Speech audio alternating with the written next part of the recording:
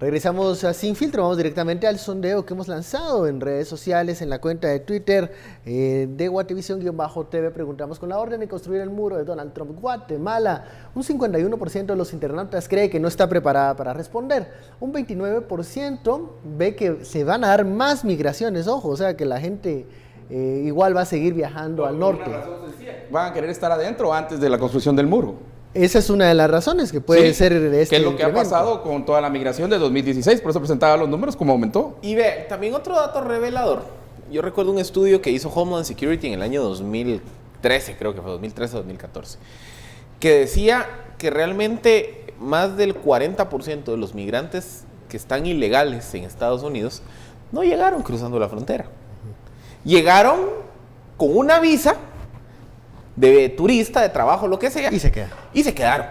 Entonces, por eso les digo, el tema del muro, pues atiende una problemática, pero no atiende la sustancia de la problemática. Y un dato que yo quería dar, porque también para que veamos que esto, de lo de Trump, digamos que aquí hay como que el golpe de choque de autorizar el muro, pero realmente esta política ya venía. Cuando evaluamos el número de deportados guatemaltecos de Estados Unidos del 2012 para acá, vemos que en el 2012 fueron 79.100, 2013 79.800, 2014 96.000, 2015 105.000 y la Dirección General de Migración no ha dado los datos para el 2016. Pero lo más relevante es que cuando desmenuzamos esos datos nos damos cuenta que ha habido un incremento significativo en el número de deportados por tierra. Por ejemplo, en el 2013 hubo 30.000 deportados guatemaltecos por tierra, número que se disparó a 70.000 en el 2015. ¿Cuál es la diferencia de que alguien lo deporten por tierra o por aire? El deportado por tierra es aquel que lo agarran cruzando la frontera y como está cruzando la frontera lo detienen, lo montan en un bus y lo mandan de regreso. El deportado por aire se refiere a uno de dos tipos. La persona que vive de migrante ilegal en Estados Unidos y que comete algún delito o alguna falta y que derivado de esa comisión de delito o falta se hace un proceso migratorio, termina el proceso migratorio, la montan en un avión y la mandan de regreso. Ese proceso tarda 1, 2, 3 años. Y el otro caso es lo que mencionaba Estuardo del Arrest and Release, que es Catch and Release, que es cuando en algunos estados se detenía al migrante cruzando la frontera y en lugar de que lo montaran en un bus de regreso, pues lo mandaban a un centro de detenciones, le iniciaban un proceso migratorio, pero lo mandaban de regreso, o lo dejaban libre. Y si después del proceso migratorio, que podía tardar 1, 2, 3 años, a esa persona la montaban en un avión y la mandaban de regreso. Entonces, conclusión. La diferencia entre quienes deportan por aire o por tierra es la temporalidad de cuando los detienen. A los deportados por tierra son los detenidos en la frontera. Y hemos visto, como les digo, que del 2013 al 2015 prácticamente se duplicó, casi se triplicó la cantidad de guatemaltecos que fueron deportados por vía terrestre. Eso lo que nos dice es que desde el año 2013 Estados Unidos tomó la política de decir voy a ejercer más control en mi frontera. Paradójicamente, del 2013 al 2015 hubo una reducción en el número de deportados por aire. Y eso tiene que ver con el otro lado de la política migratoria, que es lo que podemos discutir, y es que el gobierno de Obama dijo, bueno, con los que ya están aquí, déjenme pensarla, déjenme ver si les doy reforma migratoria y en algunos casos apruebo políticas para no deportarlos. Pero la frontera, Estados Unidos la empezó a cerrar desde el 2013. O sea, esta política de decir ya no más, o sea, que ya no entre más gente, es una política que viene del 2013. La que sí puede cambiar y la que nos puede afectar más es qué pasa con el otro lado de la película. ¿Qué pasa con la política respecto de quienes ya residen en Estados Unidos? Y si Trump va a echar para atrás algunas de las políticas que implementó Obama como para hacerse de la vista gorda con la deportación de quienes ya están en Estados Unidos. Es que regresar a la gente que ya ha vivido por años en Estados Unidos ya nos puede traer una consecuencia, unos problemas. La otra orden ejecutiva tiene que ser un poco de la respuesta a lo que está preguntando Philip, y es enhancing public safety in the interior of the United States, fortaleciendo la seguridad interna en Estados Unidos. Y desde el propósito está muy claro, esto es para darle poder, para darle fuerza, darle, digamos, quitar el dinero del santuario, darle más gente a Kelly, que es el de Homeland Security, para que pueda actuar, porque ellos están a cargo de las fronteras y la migración. Pero lo que explica desde el propósito de esta orden ejecutiva dice, muchos extranjeros, many aliens who illegally entered the United States, que ilegalmente entraron en Estados Unidos, y esos and those who overstay and otherwise violate the terms of their visas. Aquí hay dos características. Uno, entró ilegalmente a Estados Unidos. Dos, entró legalmente con una visa a Estados Unidos, le dieron 3 meses o 6 meses. ¿Y se quedó? Y después de los 6 meses se quedó, ya lleva 2, 3, 4 años, y la conclusión de ellos es que después de estos dos casos, dice, y representan un daño o una amenaza, significant threat to national security and public safety. Entonces, estos dos, sea que hayan entrado ilegalmente, A, B, entraron con visa, les enseñaron la visa en el aeropuerto donde entraron, Los Ángeles, Dallas o Miami o Nueva York, donde quiera que hayan entrado, o Houston, y les dieron 6 meses y se quedaron y empezaron a trabajar y llevan 3, 4 años. Lo que dice esta orden ejecutiva, y por eso yo quiero que las revisen, que las leamos, porque sí tiene impactos para miles de guatemaltecos en Estados Unidos. Overstayed their visas, se quedaron más tiempo de lo que la visa les permitía. Los dos casos, el jefe de Homeland Security, el general Kelly, le dan poderes precisamente para sacar a estos, por definirlos como un daño a la seguridad nacional y mandarlos de regreso. Antes del corte preguntábamos, ¿qué va a pasar realmente con las ciudades santuarios, sobre todo los estados que ya se están manifestando en contra de esta decisión? ¿Y qué tanto puede detenerse una orden ejecutiva en Estados Unidos según el sistema norteamericano? A ver, las órdenes ejecutivas son el equivalente a lo que aquí en Guatemala son los acuerdos de gobierno. Acuerdos gubernativos. Acuerdos gubernativos. Es decir, son órdenes que facultan a la administración del organismo del Ejecutivo norteamericano para echar a andar políticas administrativas. Esas órdenes ejecutivas tienen siempre que estar en consonancia con lo que marque la legislación y particularmente lo que establezca la Constitución. Y entonces aquí es donde hay una serie de temas y de debates que probablemente van a ser sometidos a análisis o a impugnaciones ante la Corte Suprema de Justicia. Algunos temas que podrían ser sujetos de debate, por ejemplo, el tema que hablábamos de cómo Trump ha amenazado con ahogar a la ciudad de Santuario. Digamos que aquí sí hay un caso de constitucionalidad bien interesante. Porque realmente la Constitución norteamericana en su 10ª enmienda establece lo que se conoce como la cláusula de los poderes residuales, que dice, todos aquellos temas en los que no se le otorgue una facultad expresa al gobierno federal son potestad de los gobiernos estatales. Entonces, los gobiernos estatales son los que deciden sus políticas de registro, sus políticas de si quieren darle licencia a alguien, si le quieren dar seguridad social, si le quieren dar servicios de salud, etcétera, etcétera. El gobierno federal lo que hace es que subsidia a los gobiernos estatales. Entonces, aquí el caso interesante va a ser, bueno, ¿puede el gobierno federal irle a decir a un estatal, mira, deja de darle licencia a los ilegales o te quito los fondos? O sea, ahí el caso de constitucionalidad, y va a ser muy interesante, es hasta qué punto el gobierno federal se puede meter con decisiones que son facultad de los gobiernos estatales. O sea, esto puede llegar a la Suprema. Y seguramente va a llegar a la Suprema. Y va a llegar porque es el lugar donde tienen que discutir. Y además, otra cosa que podría llegar a la Suprema es la definición de crimen, de criminal. Porque no en el del muro, sino el que básicamente esta es una orden ejecutiva para Kelly, para que le da poderes a Homeland Security. Hay 7 definiciones de quién es un criminal. Por ejemplo, que haya sido un convicto, es un criminal. Que haya pasado tiempo en cárcel, por ejemplo.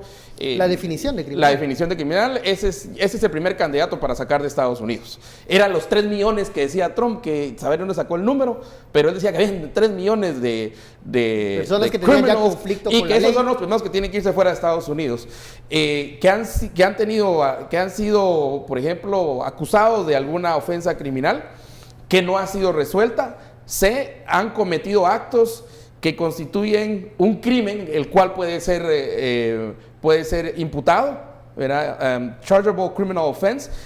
4, se han entrado en un fraude, digamos, y voluntariamente ha hecho una falsa representación en conexión. Este es el corrupto. Cualquier indocumentado o cualquier ciudadano extranjero que sea corrupto con un oficial, con una materia oficial, por ejemplo, una cuestión falsa, un ID falso, todas esas cuestiones también va a entrar.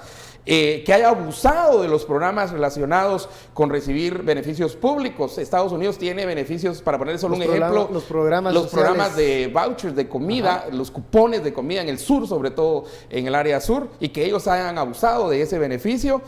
Entonces hay una lista de quienes son criminales y es interesante porque preguntaba, mire, y si va con sus tragos manejando y si no sé qué, aquí y si hace desorden público, por si ejemplo. se hace desorden público y todo eso, bueno, y hay que leer la lista completa de quienes son considerados criminales porque aquí da una definición de los niveles de criminalidad. A mí me llama la atención del estado de California, que era el que ha anunciado y que Nueva va York, los dos, a accionar, bueno, también los dos demócratas, legales en el tema de los migrantes, pero que también tienen sus reservas en el tema, por ejemplo, de Obamacare o en el tema de las políticas de cambio climático que esos estados impulsan. ¿Qué va a pasar en la Corte Suprema estadounidense teniendo en cuenta que hay una vacante? Trump anuncia que la próxima semana va a presentar a su candidato. Obviamente va a ser un candidato conservador. ¿Eso va a tener alguna incidencia en la Corte? La decisión inmediata no, porque realmente el juez Scalia, que fue quien falleció el año pasado, era conservador.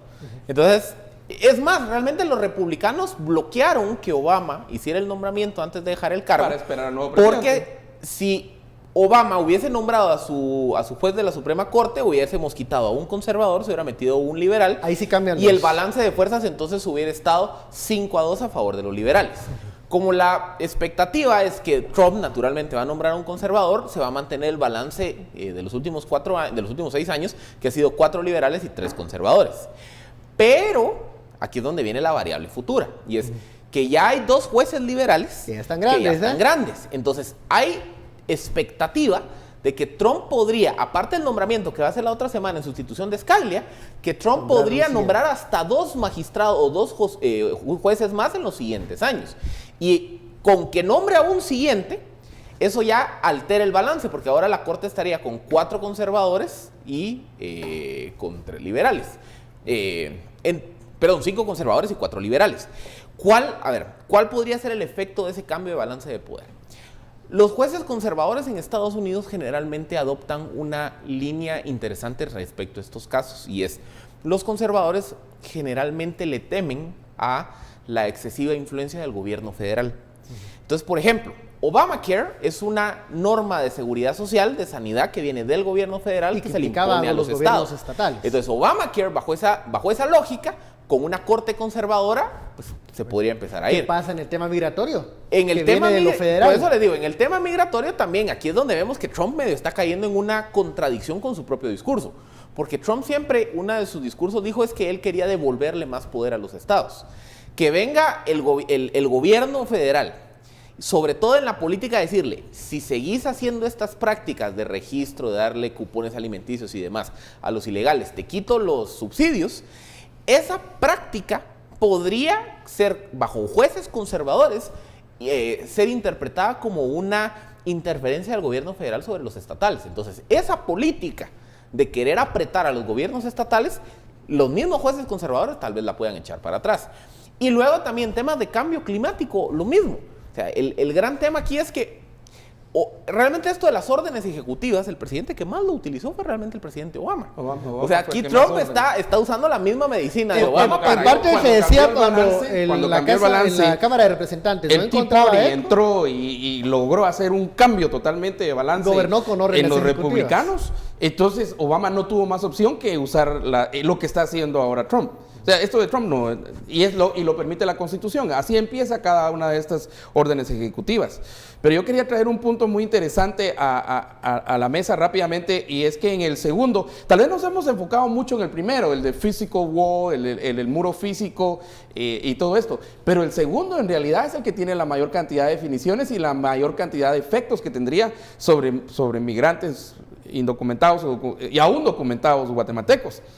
Porque hacen la pregunta, ¿qué pasa con los niños que nacieron allá de padres indocumentados? ¿Qué pasa con esto? Y la cantidad de preguntas que nos está llegando es impresionante. Aquí no hay respuesta a esas, pero por inferencia uno puede ir diciendo, pues ya la tienen que empezar a ver un poquito complicada, ¿verdad? Pero hay una previsión en la sección 12 de la orden ejecutiva, que es para darle fortaleza a Kelly, a Homeland Security, donde le pide, ¿verdad?, que junto con el secretario de Estado, si todo funciona como hemos visto, y lo más probable es que sí, que la próxima semana ya confirmen a Tillerson como secretario de Estado y Kelly ya está como secretario de Homeland Security. Aquí esta orden pide que es básicamente una forma bien elegante de decirle, mire, cuando vayan a negociar con cualquier país, entren esto, porque hay países que no quieren aceptar a la gente que envía a Estados Unidos de regreso. Eso lo dice en las dos órdenes, pero dice, negocien como punto fundamental que cualquier trato que se haga con ese país incluya la aceptación de la gente que nosotros le enviemos de regreso. Y si no, les vamos a dar garrote, pues, la diplomacia y el garrote. Esto es para los países recalcitrantes, ¿verdad? Recalcitrant countries. Eso es interesante, porque ahí es el caso de México, el caso nuestro, el caso de Centroamérica, principalmente Guatemala, ¿verdad? Pero va a ser también una política, entra a ser parte de la política exterior. Si Tillerson llega a ser el secretario de Estado, él tendría que implementar esta parte, y lo más seguro que sí va a llegar. Entonces, miren, en la diplomacia, entren con diplomacia, pero metan el garrotazo. Y el garrotazo es, obliguen a los países a que tengan que aceptar a la gente que le regresemos. Hay una pregunta que plantea Wensis 13, su cuenta, y es ¿cuántas personas más o menos serían deportadas? Vean, un poco lo que hablamos. Es difícil cuantificarlo porque realmente la política lo que está diciendo es, yo voy a ejercer más control para que no pase gente. Para que no entre. Para que no entren. Entonces, va a ser entonces en relación a la cantidad de gente que la detengan en el proceso de cruzar la frontera.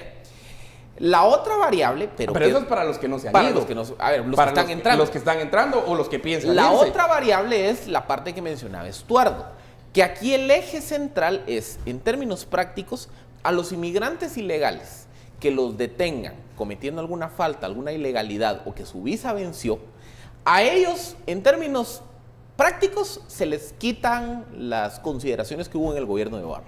Entonces, sí puede generarse un escenario en el cual de los 30,000 deportados por vía aérea que hubo en el 2015, que ese número aumente en un 33%. O sea, sí hay un escenario realista en donde las deportaciones se incrementan. Lo que pasa es que sí. no hay un dato, sí. No hay un dato cuantitativo que nos diga qué porcentaje de los migrantes ilegales han incurrido en faltas o delitos.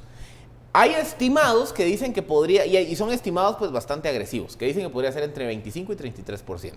Si aceptamos como válidos esos estimados, podríamos pensar que la cantidad de deportados vía aérea, que son los que ya radican en Estados Unidos y que por X y razón no regresan, puede aumentar en esa misma proporción. Eso implicaría un aumento de entre 10 y 15,000 deportados más que ya vivían en Estados Unidos y que lo regresen. Pero eso sería por causa criminal, por la definición que te da la segunda orden ejecutiva.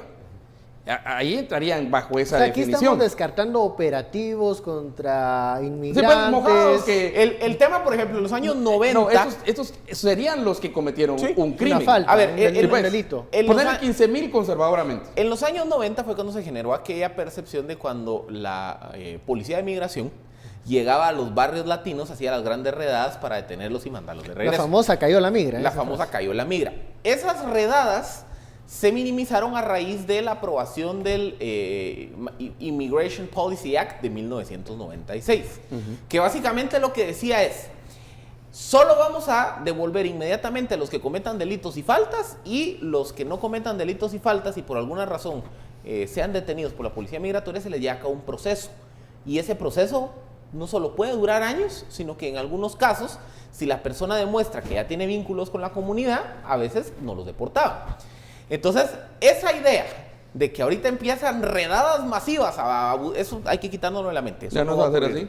Por eso hay que recordar una frase que dijo el ministro de Relaciones Exteriores cuando lo tuvimos en este espacio, que él decía, la mayor recomendación para los migrantes ilegales en Estados Unidos es pórtense bien, porque ahora el riesgo es falta o delito. De regreso. Bueno, vamos a la pausa, regresamos con el tema. ¿Cómo se está preparando Guatemala? ¿Qué hará México, que en este momento se encuentra solo, incluso en el plano de una negociación, incluso en el plano económico se encuentra también solo, ya que Canadá va a renegociar el tratado con Estados Unidos por su parte, así lo han anunciado? Entonces, ¿qué va a pasar con la región latinoamericana y cómo deben responder los gobiernos? Regresamos luego de la pausa.